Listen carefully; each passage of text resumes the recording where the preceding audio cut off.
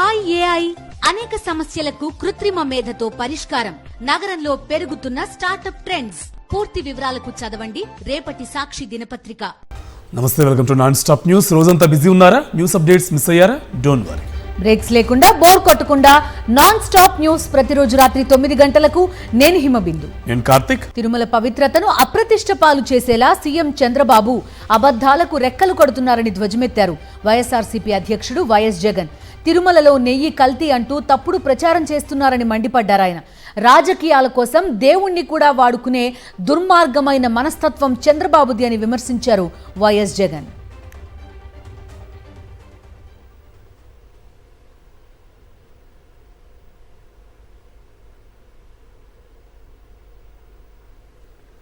చంద్రబాబు నాయుడు గారి 100 రోజుల పాలన మీద దృష్టి పెట్టేసరికి ఇప్పుడు తిరుమలకు వచ్చే నెయ్యి కల్తీ జరిగిందంటూ ఇంకో డైవర్షన్. ఇది నిజంగా అన్నిటికన్నా ఇంకా ఆశ్చర్యం కలిగించే పెద్ద డైవర్షన్. ఎందుకనంటే చంద్రబాబు నాయుడు అనే వ్యక్తి ఎంత దుర్మార్గుడు, ఎంత అన్యాయస్తుడు అని అంటే, నిజంగా దేవుడిని కూడా రాజకీయాల కోసం వాడుకోగలగాలి అని ఆలోచన చేయగలిగిన వ్యక్తి ప్రపంచ చరిత్రలో ఎవడు ఉండడు. ఇంత అన్యాయస్తుడు ప్రపంచ చరిత్రలో ఎవడు ఉండడు. దేవుడు నీ రాజకీయాల కోసం ఉపయోగించుకోవాలి అని ఆలోచన చేయగలిగిన దుర్మార్గమైన మనస్తత్వం ఒక చంద్రబాబు నాయుడు గారికి మాత్రమే ఉంటాయి. ఈ నెయ్యిలో కల్తీ జరిగింది అంటూ తాను అన్న మాటలు నిజంగా ఎంత దారుణమైన మాటలు అంటే, నాశరికమైన ఇంగ్రీడియంట్స్ వాడారని, తిరుపతి లడ్డులో యానిమల్ ఫ్యాట్ గీక్ బదులు వాడినారని, ఇదే పెద్ద మనిషి చంద్రబాబు నాయుడు ముఖ్యమంత్రి హోదాలో ఉంటూ ఒక ముఖ్యమంత్రిగా తాను మాట్లాడిన మాటలు ఇవి. నిజంగా ఒక ముఖ్యమంత్రిగా ఉన్న వ్యక్తి ఈ మాదిరిగా అబద్ధాలు ఆడడం ధర్మమేనా? ఈ 3 టెస్టులు పాస్ అయిపోయిన తర్వాతనే ఆ నెయ్యి కానీ ఆ ఇంగ్రీడియంట్స్ కానీ ఏదైనా కూడా ప్రసాదంలో వాడడానికి, టీటీడీ వాడకంలోకి తీసుకుని వచ్చేదానికి బండిని ముందుకు పంపిస్తారు. లేకపోతే vehicle it self will not even go forward. లేకపోతే అసలు ముందుకు కూడా పోదు. రిజెక్ట్. ఆ 3 శాంపుల్స్లో ఏది పాస్ కాకపోయినా కూడా అసలు నీకు అసలు శాంప్లింగే అసలు నీకు అసలు ఆ బండి ముందుకే పోదు, ఆపేస్తారు, రిజెక్ట్ చేసేసి వెనక్కి పంపించేస్తారు. దట్ ఈస్ ప్రక్రియ. This is compulsory. మరి నేను అడుగుతా ఉన్నది ఒకటి చంద్రబాబు నాయుడు, మరి ఏదైనా కానీ రిజెక్ట్ అయిపోతే అసలు నువ్వు వాడే అవకాశమే లేదు, వాడే పరిస్థితి లేదు. మరి అలాంటప్పుడు అది వాడారని, అవి నాశరికమని, యానిమల్ ఫ్యాట్ అని ఇలా రకరకాలుగా చెప్పడం అబద్ధాలు కాదా? ధర్మమేనా? న్యాయమేనా అని అడుగుతా ఉన్నా. మంచి రోబస్ట్ ప్రాక్టీస్ అనేది ఏదైతే ఉందో ఆ రోబస్ట్ ప్రాక్టీస్ను దాన్ని నువ్వు బ్రహ్మాండమైన ప్రాక్టీస్ ఉంది అని చెప్పి సంతోషపడాల్సింది పోయి, గొప్పగా ప్రాక్టీస్ ఉందని చెప్పి ప్రపంచానికి చెప్పాల్సింది పోయి, మనం చేస్తూ ఉన్న పని ఏమిటి? అబద్ధానికి రెక్కలు కడతా ఉన్నాం, జరగనట్టుగా చెప్తా ఉన్నాం. ఏకంగా చంద్రబాబు నాయుడు గారు అనే వ్యక్తి నాసిరకమైన పదార్థాలు వాడేశారని, యానిమల్ ఫ్యాట్ గీక్ బదులు కూడా వాడేశారని, లడ్లు తయారైనాయని భక్తులు తినేశారని, ఎంతటి దారుణమైన అబద్ధాలు ఆడడం ధర్మమేనా అని అడుగుతా ఉన్నా. సూపర్ 6 హామీలు ఏమయ్యాయంటూ ప్రశ్నిస్తున్న ప్రజలను డైవర్ట్ చేయడానికి తిరుమల లడ్డూ అంశాన్ని చంద్రబాబు తెరపైకి తెచ్చారని విమర్శించారు వైఎస్ జగన్. చంద్రబాబు రాజకీయ యావ కోసం కోట్లాది మంది భక్తుల మనోభావాలను దెబ్బతీసేలా అబద్ధాలు చెప్పారని విమర్శించారు. దీనిపై ప్రధానికి సుప్రీంకోర్టు ప్రధాన న్యాయమూర్తికి లేఖ రాస్తానన్నారు వైఎస్ జగన్.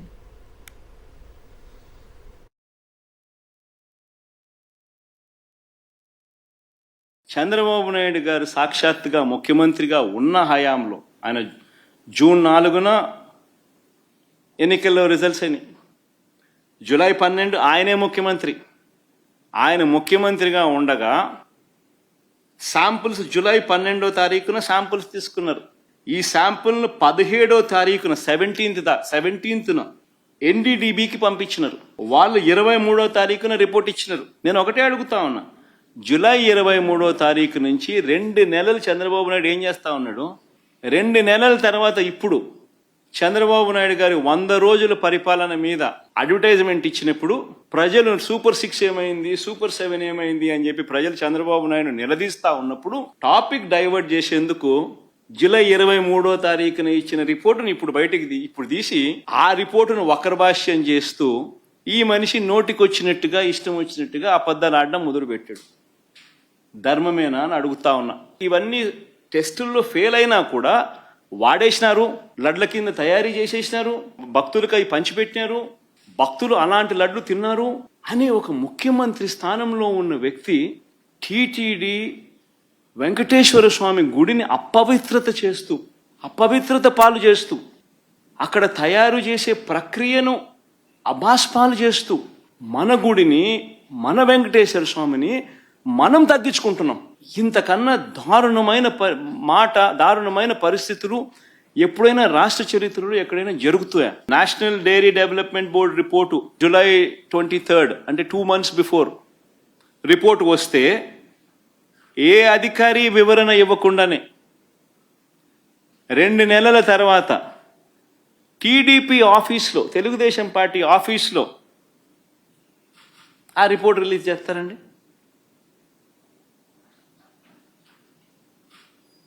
అదే 100 రోజుల ఈయన పాలన మీద అడ్వర్టైజ్మెంట్ ఇచ్చిన రోజు ప్రైమ్ మినిస్టర్కు లేఖ రాస్తాం. దీని తర్వాత సుప్రీంకోర్టు చీఫ్ జస్టిస్ గారికి కూడా లేఖ రాస్తాం. దీని తర్వాత చంద్రబాబు నాయుడు గారు అనే వ్యక్తి తన రాజకీయ యావ కోసం దురుద్దేశంతో తిరుమల తిరుపతి వెంకటేశ్వర స్వామి ఆలయాన్ని భ్రష్టు పట్టించే విధంగా తాను మలైన్ చేసే కార్యక్రమం చేయడం ధర్మమేనా? దీని మీద ఎంక్వైరీ జరగాలి, చంద్రబాబు నాయుడు గారికి అక్షింతలు పడాలి అని చెప్పి కూడా లేఖ రాస్తాం. టీటీడీ నెయ్యి కల్తీ కుట్రకు చంద్రబాబే కర్త కర్మ అని స్పష్టమైపోయింది. చంద్రబాబు కనుసన్నల్లోనే కల్తీ వివాదం మొత్తం రూపుదిద్దుకుందని తేలిపోయింది. ఈవోగా బాధ్యతలు చేపట్టిన రోజే తనకు నెయ్యిలో కొవ్వు కలుస్తున్నట్టు ఆరోపణలు వస్తున్నాయని చంద్రబాబు చెప్పినట్టుగా శ్యామలరావు స్వయంగా చెప్పారు. అసలు విచారణ చేయకుండా ఎలాంటి టెస్టు రిపోర్ట్లు లేకుండా కల్తీ జరుగుతున్నట్టు చంద్రబాబు ఎలా నిర్ధారణకు వచ్చారనే అనుమానాలు కలుగుతున్నాయి. జూన్ 16న ఈవోగా శ్యామలరావు ఛార్జీ తీసుకోగా జూలై 17న నెయ్యికి టెస్టులు నిర్వహించారు. ఈ టెస్టుల్లో చంద్రబాబు చెప్పినట్లే నెయ్యిలో కల్తీ ఉందని రిపోర్టు రావడం ఆ అనుమానాలకు మరింత బలం చేకూరుతుంది. పోస్టింగ్ వచ్చిన తర్వాత గౌరవ ముఖ్యమంత్రి వర్యుల్ని కల్లాం చేసినప్పుడు ఆయన 2-3 విషయాల మీద ప్రత్యేకంగా శ్రద్ధ పెట్టాలని కోరారు. ఆయన ముఖ్యంగా ఆయన కన్సర్న్ ఎక్స్ప్రెస్ చేసింది ఏంటంటే లడ్డూ క్వాలిటీ అనేది పడిపోయింది, తర్వాత లడ్డూలో వాడే గీ క్వాలిటీ కూడా బాగాలేదు, చాలా రాంగ్ కంప్లైంట్స్ వస్తున్నాయి, ఇక్కడ యానిమల్ ఫ్యాట్స్ కూడా వాడుతున్నారు అనే కంప్లైంట్స్ కూడా ఉన్నాయి. వీటి మీద దృష్టి పెట్టి తిరుమల యొక్క పవిత్రత కాపాడాలి అని చెప్పడం జరిగింది. తిరుమల లడ్డు కల్తీ అంటూ టీడీపీ చేస్తున్న విష ప్రచారం బట్టబయలైంది. చంద్రబాబు తిరుపతి లడ్డూలో కల్తీ నెయ్యి వాడారంటూ చేసిన కామెంట్లకు బలం చేకూర్చేందుకు టీడీపీ సోషల్ మీడియా విష ప్రచారం ప్రారంభించింది. ఒకే మెసేజ్ని ప్రైవేట్ వ్యక్తుల ద్వారా సోషల్ మీడియాలో ట్రెండ్ చేయిస్తోంది. దీనికోసం డబ్బులు చెల్లించి టీడీపీ సోషల్ మీడియాలో తప్పుడు ప్రచారం ప్రారంభించింది. అయితే అన్ని హ్యాండిల్స్ నుంచి ఒకే మెసేజ్ వెళ్లడంతో టీడీపీ బండారం బట్టబయలైంది. అందరూ ఒకే మెసేజ్ని సేమ్ హ్యాష్ ట్యాగ్తో ట్వీట్ చేయడంతో టీడీపీ కుట్ర బట్టబయలైంది. విదేశీయులతో ఈ ట్వీట్లు చేయించడంతో కావాలనే టీటీడీపై తెలుగుదేశం కుట్ర చేస్తోందనే అనుమానాలు బలపడుతున్నాయి.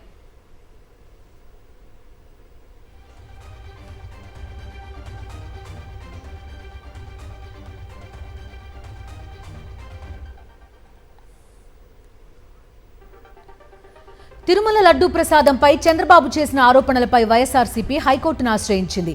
హైకోర్టు ధర్మాసనం వద్ద మెన్షన్ చేశారు. వైఎస్ఆర్సీపీ తరపు న్యాయవాదులు సిట్టింగ్ జడ్జితో లేక హైకోర్టే ఒక కమిటీ ఏర్పాటు చేసి విచారించాలని కోరారు. వైఎస్ఆర్సీపీ తరపు న్యాయవాదులు బుధవారం వాదనలు వింటామని ధర్మాసనం తెలిపింది. తిరుమల శ్రీవారి మహాప్రసాదమైన లడ్డూ తయారీలో జంతువుల కొవ్వు వాడారన్న విషయంపై CBI sitting judge court constitute చేసిన కమిటీ ద్వారా విచారణ చేయించాలని కోర్టు వారిని కోరినట్లు వైఎస్ఆర్సీపీ లీగల్ సెల్ ప్రధాన కార్యదర్శి పన్నవోలు తెలిపారు. లడ్డూ విషయంలో నిజ నిజాలు బయటకు రావాలని తెలిపారు.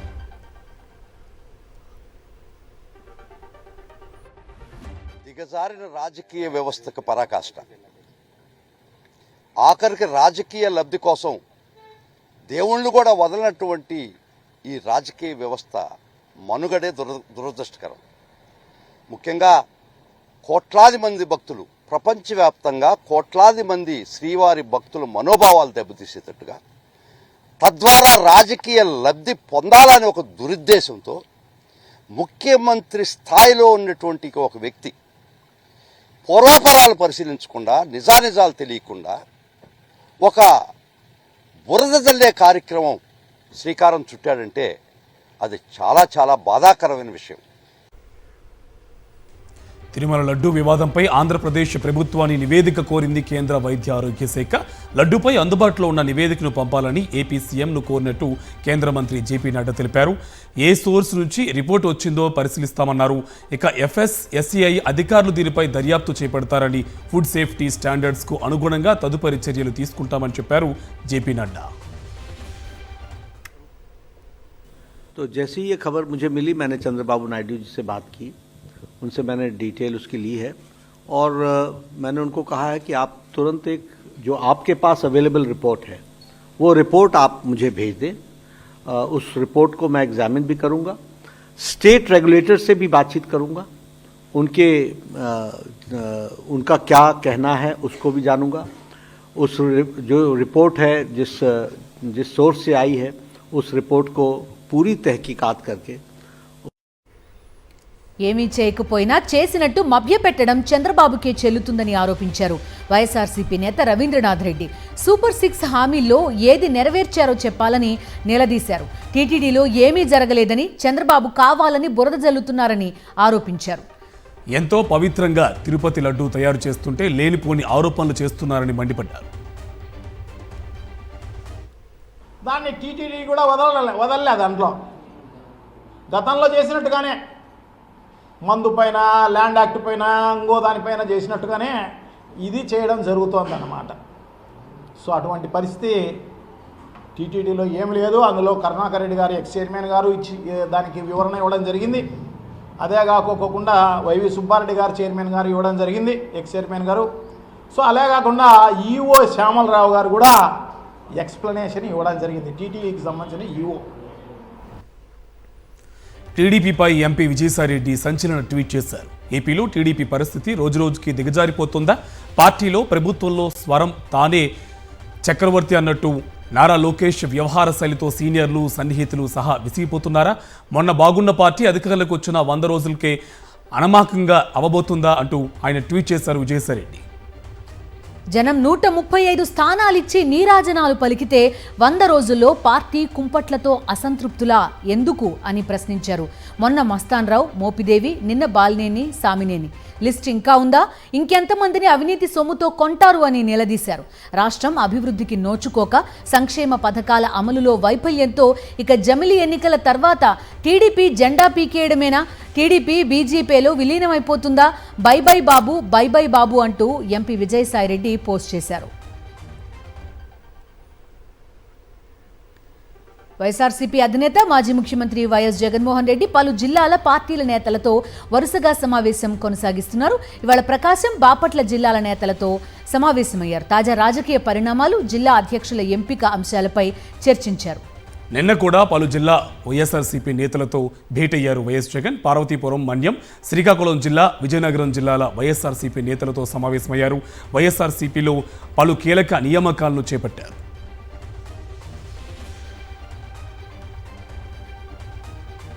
అక్రమార్కుల గుండెల్లో గుబులు పుట్టిన హైడ్రాకు విస్తృత అధికారాలు కల్పించింది తెలంగాణ కేబినెట్. నిర్ణయం తీసుకుంది. 2.5 గంటల పాటు సాగిన మంత్రివర్గ సమావేశంలో కీలక నిర్ణయాలు తీసుకున్నారు. హైడ్రాకు చట్టబద్ధత కల్పించాలని నిర్ణయించారు. సన్నవడ్లకు 500 రూపాయల బోనస్ ఇవ్వాలని తీర్మానించింది మంత్రివర్గం. రాష్ట్రంలో 3 యూనివర్సిటీలకు పేర్లు మార్చేందుకు కేబినెట్ ఓకే చెప్పింది. కోటి మహిళా వర్సిటీకి చాకలి ఐలమ్మ, తెలుగు వర్సిటీకి Suravaram Pratap Reddy, textile and handloom వర్సిటీకి కొండా లక్ష్మణ్ బాపూజీ పేరు పెట్టాలని నిర్ణయించారు. కొత్త రేషన్ కార్డులు, హెల్త్ కార్డుల విధి విధానాలు, బీసీ కుల గణన, కొత్త ROR చట్టం వంటి అంశాలపై కేబినెట్లో చర్చించారు.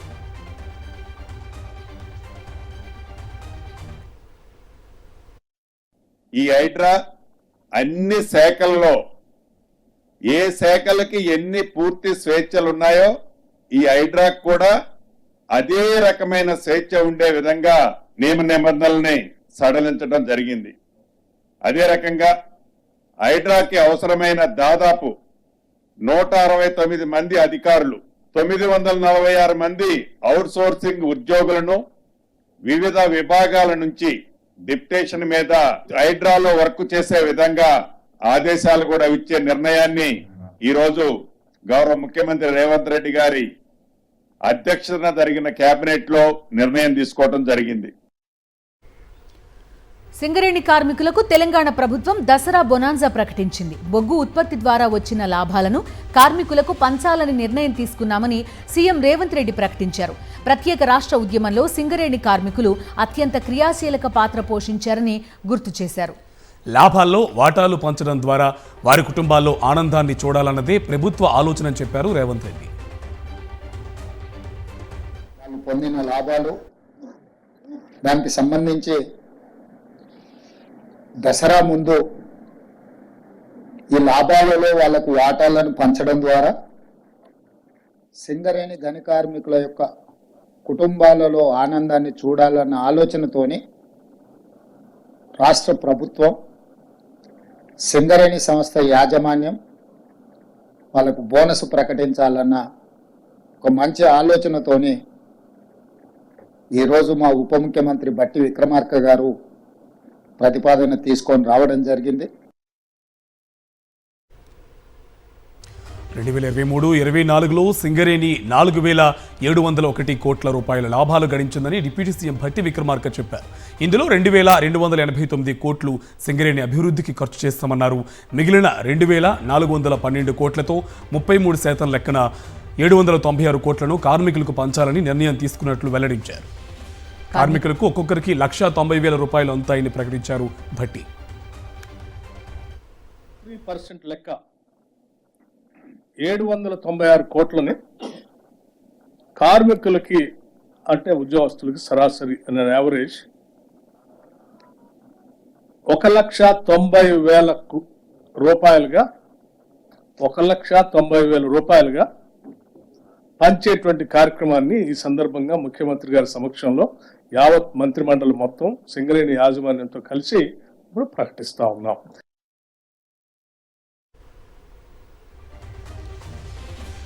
ఏపీలో ఇన్ సర్వీస్ రిజర్వేషన్పై పీహెచ్సీ వైద్యులు ఆందోళనకు దిగారు. పీహెచ్సీ డాక్టర్లను నిత్యావసర సేవల పరిధిలోకి తీసుకురావడాన్ని వ్యతిరేకిస్తున్నారు.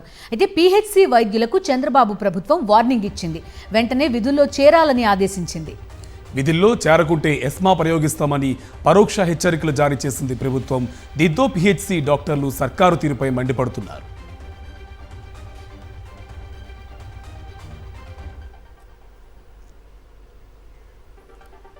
లైంగిక వేధింపుల కేసులో అరెస్టైన జానీ మాస్టర్కు 14 రోజుల జ్యుడిషియల్ కస్టడీ విధించింది కోర్టు.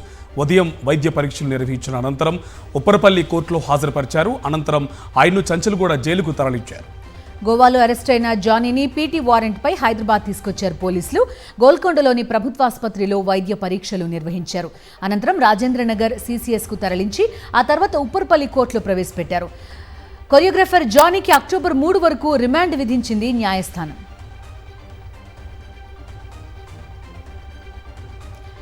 కొరియోగ్రాఫర్ జానీ రిమాండ్ రిపోర్ట్లో పోలీసులు కీలక అంశాలు వెల్లడించారు. లైంగిక వేధింపులకు పాల్పడినట్టుగా జానీ నేరం అంగీకరించినట్టుగా పేర్కొన్నారు.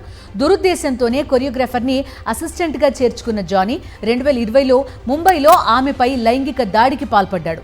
ఆ సమయంలో బాధితురాలు మైనర్ అని రిమాండ్ రిపోర్ట్లో పేర్కొన్నారు పోలీసులు.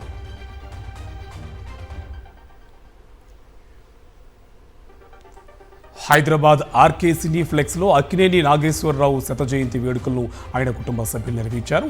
ఏఎన్ఆర్ శత జయంతి సందర్భంగా పోస్టర్ స్టాంపులను ఆవిష్కరించారు. ఈ ఏడాది ఏఎన్ఆర్ జాతీయ అవార్డును టాలీవుడ్ హీరో చిరంజీవికి ఇవ్వనున్నట్టు అక్కినేని నాగార్జున ప్రకటించారు. అక్టోబర్ 28న Bollywood big B Amitabh Bachchan చేతుల మీదుగా ఈ అవార్డును చిరంజీవికి ఇవ్వనున్నట్టు చెప్పారు. ఫైనలీ ప్రతి సంవత్సరం కాకపోయినా 2 ఇయర్స్కి ఒకసారైనా ఏఎన్ఆర్ అవార్డు ఇస్తున్నాము. అండ్ ఈ సంవత్సరం ఏఎన్ఆర్ అవార్డు చిరంజీవి గారికి ఇద్దామని డిసైడ్ అయ్యాం. అండ్ ఆయన చెప్పినగానే చాలా చాలా హ్యాపీగా ఎమోషనల్గా ఆల్మోస్ట్ హగ్ చేసుకుని thank you Nag and Venkat, అది ఆ సెంటనరీ ఇయర్లో ఇస్తున్నారు. I'm so happy. దీనికన్నా పెద్ద అవార్డు నాకు లేదు.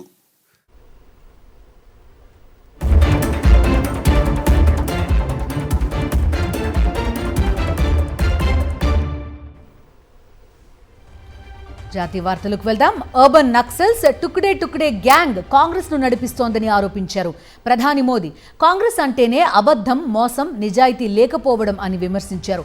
కాంగ్రెస్ పార్టీలో దేశభక్తి, స్ఫూర్తి పూర్తిగా తుడిచిపెట్టుకుపోయాయన్నారు మోదీ. भारतीय संस्कृति और आस्था का अपमान करना, ये वो कांग्रेस है जिसे टुकड़े गैंग और अर्बन नक्सल के लोग चला रहे हैं. आज देश की सबसे बेईमान और सबसे भ्रष्ट कोई पार्टी है तो वो पार्टी कांग्रेस पार्टी है. देश का सबसे भ्रष्ट परिवार कोई है तो वो कांग्रेस का शाही परिवार है. ఆందోళన విరమించిన జూనియర్ డాక్టర్లు కోల్కతాలో భారీ ర్యాలీ నిర్వహించారు. అత్యాచారం కేసులో సిబిఐ విచారణ వేగవంతం చేయాలంటూ స్వస్థ్య భవన్ నుంచి సీజేఓ కాంప్లెక్స్ వరకు ప్రదర్శన చేపట్టారు. ట్రైనీ డాక్టర్ హత్యాచార ఘటన నేపథ్యంలో విధులు బహిష్కరించిన జూడాలు 41 రోజుల తర్వాత ఆందోళన విరమించారు. బెంగాల్ వైద్య ఆరోగ్య శాఖ కార్యాలయం స్వస్థ్య భవన్ ముందు ఏర్పాటు చేసిన దీక్షా శిబిరాన్ని తొలగించారు. తర్వాత సీజీఓ కాంప్లెక్స్ వరకు ర్యాలీగా తరలి వెళ్లారు.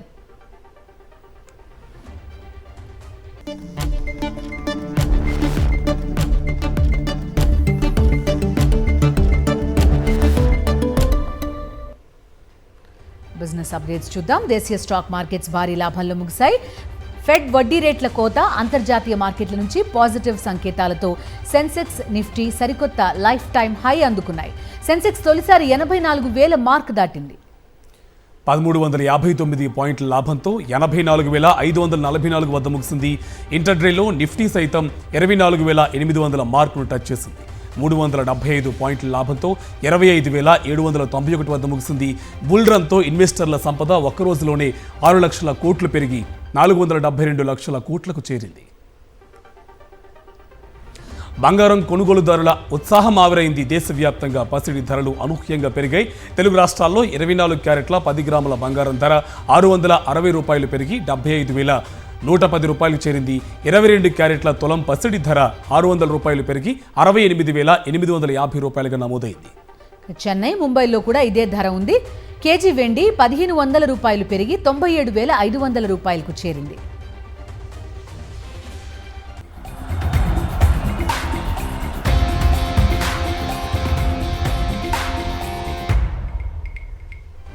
స్పోర్ట్స్ డీటెయిల్స్ చూద్దాం. చెన్నై వేదికగా బంగ్లాదేశ్తో జరుగుతున్న తొలి టెస్ట్ మ్యాచ్లో టీమిండియా భారీ ఆధిక్య దిశగా సాగుతోంది.